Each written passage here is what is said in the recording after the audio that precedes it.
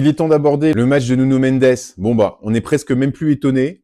Il nous a encore fait un match incroyable, un match de patron. Le mec, il fait tout, passeur décisif, buteur, il défend bien, il attaque bien, il va même taper les coups de pied arrêtés. C'est vraiment très très fort. J'ai hâte de voir s'il arrive à terminer la saison comme ça, mais franchement, s'il finit la saison comme ça, on va commencer à ouvrir les débats de est-ce que ça serait quand même pas l'un des 3 meilleurs arrière-gauche, toute époque confondue. On connaît ses qualités, on va pas revenir dessus. Donc moi, il y a 2 choses qui m'ont énormément plu hier dans son match. C'est sa projection, premièrement. Combien de fois il était dans la surface de réparation adverse. Par moment même, il était positionné en tant que neuf dans la surface. Et il restait dans la surface le temps des actions offensives.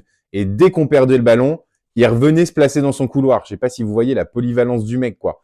Le mec, il a fait l'essuie-glace pendant tout le match et à la 80e, il avait encore le jus. Donc évidemment, sa projection, c'était super. Mais en plus de ça, ce que j'ai adoré, c'est sa polyvalence de poste. En gros, quand Zabarni s'est fait exclure, Luis Enrique a fait un truc assez étonnant, honnêtement. Je pense que 99% des entraîneurs, ils auraient fait sortir quelqu'un pour faire rentrer tout de suite un central.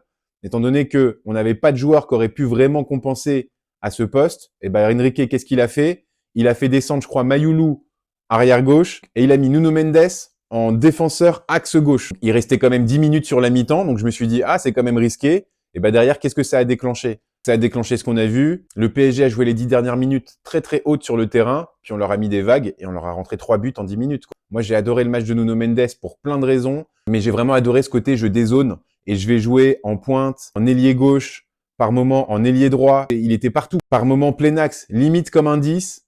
Franchement, c'était très plaisant à voir. Donc Nuno Mendes, parfait comme d'habitude, passeur décisif sur le but de Pacho, et puis buteur. C'est aussi l'appel de Nuno Mendes, si on regarde bien, qui provoque le cassage de ligne de Vitinha, et qui induit aussi sa passe décisive.